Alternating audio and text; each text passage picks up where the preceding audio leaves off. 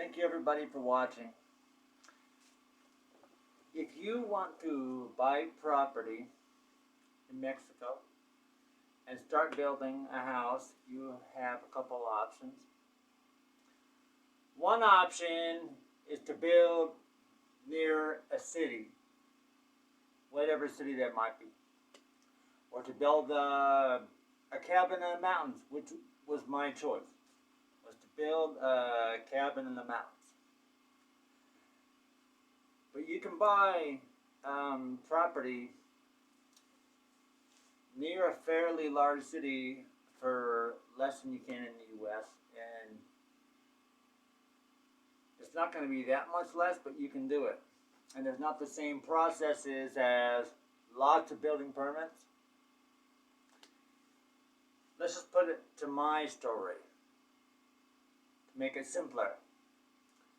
I bought a very small amount of land out here on a slope of a mountain, not very steep, just normal, because I wanted to grow trees. I wanted to plant things and have a small cabin in the mountains. So, how much did it cost, right? Well, I will tell you how much it cost.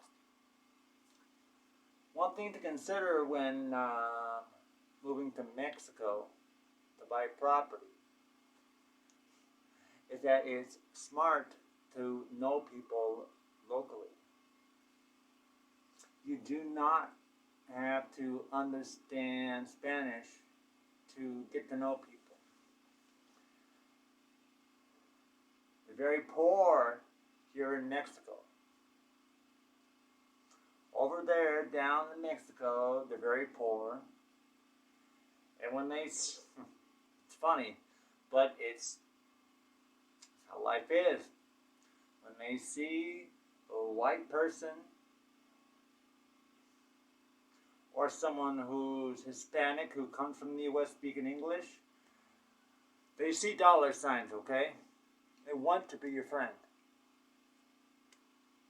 It's not hard to make friends here. And it's not always to make money from you. They want to understand how to speak English. They want to learn things. They're curious. And don't be offended when they watch you. Here in Mexico, there's a cultural difference. They don't find it offensive to watch you. In the U.S., usually, it's like, why are you staring at me? You get used to it. It's like, okay, I don't live by the border. I'm way south in Mexico. Okay? I made friends here right away because it's not hard for me to learn a language. And besides, there's always Google Translate or whatever you want to use. You're going to find a lot of people here, down there in Mexico, that speak English. They see you coming and they try to speak English. They've learned it in school. And there's always someone that'll come up and say, hey, I speak English, I can help you. Be careful. But I haven't had that many bad experiences in Mexico. Except for in the state of Chihuahua, okay? That's the first state south of the border. I might drop a link in the description about another YouTube channel that knows a lot more about where you should enter. I entered through Chihuahua. And I did have one bad experience, which I can go into detail. If you want to hear, drop a comment below if you want to hear it. But that's not what's important. You make friends here because, they come up to you all the time. This is how you know if they can trust you.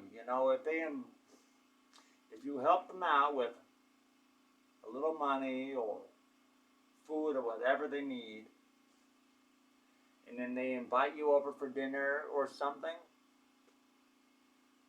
maybe try taking them up on the request and say, hey, I'd love to come to dinner. Get to know their family. Ask them, do you know anyone that's selling property up here in the mountains or near the city? I'd recommend the mountains because then you can live off grid. Or you can live closer to the city. I happen to live in the mountains and I can connect the services, but I choose not to because I'm a little secluded and I want that. I want the seclusion of living in the mountains, disconnected from services. I can collect my own rainwater, water from heaven. I can use my own inverter for electricity, or batteries for electricity, DC power. And your blood pressure will drop. In the United States that in a lot of places it's illegal to collect rainwater. People have tried it and they've gotten tickets, summons, things like that. Like I can't even collect water that falls from the sky, right? Is it safe to live in Mexico? I haven't had any problems, except for, like I said, in Chihuahua. But further south, like Durango, Querétaro, Mojichuacan. Now, Mojichuacan is a beautiful place further south.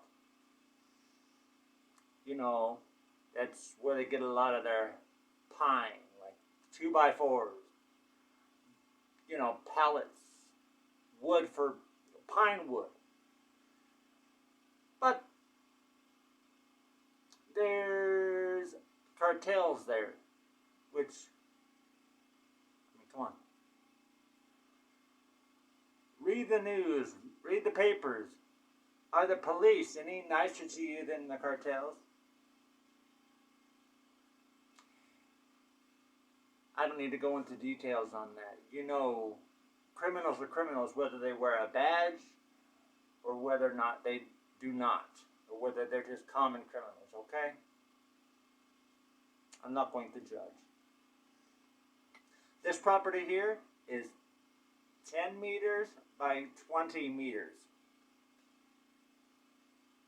And it's been a couple years and I've been going back and forth and working on it, putting a few $100s here and there. I am poor. My wife and I have been working on it little by little over these last couple of years. And basically I have a cabin now with a water tank and we're self-sufficient. Doing little by little. How often can you do that? You know how many times you have to have quite a bit of money to start a project, or you can't do it at all? Like a down payment on a big house in the city, in a big state in the U.S. You have to put a big down payment. A lot of work. Watch to the end because I'll give more details, but this 10 meter by 20 meter property, which I've been growing fruit trees and other fruit producing plants, and there's native plants around here that produce berries, cactus berries, and like cactus that you can eat called nopal, or plural nopales. I don't know what you call them in English. Sometimes you forget. But this property here cost $2,500. Okay? That's not much.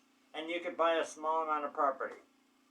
You get to know a few people, you're nice to them, you help them out, and they will just say, hey, yes, my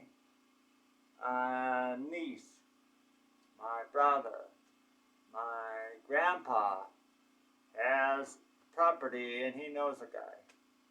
And you can use Google Translated. You don't have to be smart. You have to be wise. And there's a difference between being smart and wise. Okay? A little smart. Just a little. So I can understand what they're saying around here. So I didn't have to use Google Translate that much. I can speak and understand. But you're going to find that it is totally possible you get your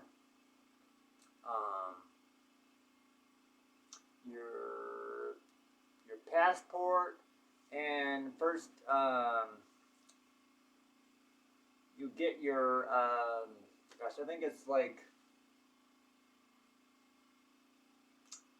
maybe it was $50 a couple years ago. It's probably, because of inflation, like $70 to $80 now.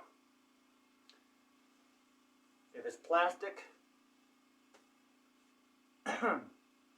if you're good at making friends, go ahead and get the plastic card, because you're going to make a lot of friends down here. People from the U.S. and people that live here, and people that are natives. Because they have bank accounts, they can help you. Sometimes you have to have the paper form for the passport. Okay? Sometimes, if you insist on using the big banks, they'll say, well, we need a paper passport, and that costs more. It costs more for you. So get the paper kind. It's pages and pages, but you know, I think most of you are pretty smart, and you can make friends easily around here. If you treat them right, they'll treat you right. You get the inexpensive plastic card that has your name on it. They take a digital photo. And then you come down to the border. If you have a lot of things you want to bring, you can drive. But that's been my experience. I came here down with a trailer and all my things. And you pay a tax. By the way, all my videos on building this cabin are on my previous videos. Step by step, cutting out from a hill, because the cabin that I'm in is actually set into a hill a little bit, because I know that in this time of year it's a little bit less than comfortable, because it's spring. When the rain comes, it cools down. In summertime, because I'm in the mountains, you get this monsoon rain. And so, because it's kind of set into the hill like this, it's not exposed to the heat as much. It's a little bit insulated. So I recommend you try to find a way to save up enough money to just start it out. I mean, $2,500, right? That's not much. The building materials, if you don't, I mean, you can buy them from Home Depot, which exists not that far away. Maybe a 30 minutes drive. Or you can look at the local stores, which cost a little bit less. The materials are the same material. It's wood. It's a little cheaper if you buy from the smaller local lumber stores, which is just around here. You can make forms of concrete, start a structure for your home for probably about 2/3 or maybe 4/5 the price of living in the U.S. So yes, I do recommend you make steps to buying property in Mexico. and becoming a citizen. You can have dual citizenship here, by the way. I'm going to try to leave a link in the description of another YouTube channel that has more experience about coming to Mexico in this kind of way if you are a U.S. citizen. It's worked out well for me and my wife, and it's been, we have challenges, okay? Aside from being poor and not being able to work around here, I mean, we could possibly work around here, but the pay is really low. So you can pay construction workers for pennies on the dollar. Maybe give them a little more because it's like, come on, they're suffering, okay? But you're still saving a lot of money on labor here in Mexico. You can actually have other people build your house for you for way cheaper. So find a way to make money that is either a good job here south of the border or on the internet. I assume most of my viewers are pretty smart. You don't have to be a day laborer to earn money. You can make money on the internet. Okay? If you do that, you can buy the property, actually be free for a change. It actually is stunning to be free for a change. If the police bother you, I mean, really, when it comes down to it, when, I mean, the rubber meets the road, so to speak, you're going to say, you know what, man, I'm not doing this. No, I'm going. Okay? You can do that. They're not going to shoot you dead like in the United States. Okay? I think the worst they'll do is try to take your plates off. Your license plates. So maybe put security screws in your license plates, okay? So they can't take them off? I mean, how bad is that? We're living in a cabin in the woods, basically. And sometimes, I mean, around here, it's dry, so there's not pine. So yes, I recommend it. Watch the links in the description. And watch my other videos on how I personally built this cabin up here, which is extremely good for your health and your blood pressure, okay? I think it's all time that we did something for our soul and our health and move somewhere freer, because let's just face it, the United States is something worth fighting for, but if something doesn't change, it's like a sinking ship, and don't go down with the ship. So if any of you are Christians, I would pray for the United States and its citizens. But when it comes down to it, there's salvation south of the border too. You may have never heard that before, but there is. There are some very hard-working, good, real Christians south of the border, just like up in the United States, okay? So thank you so much for watching.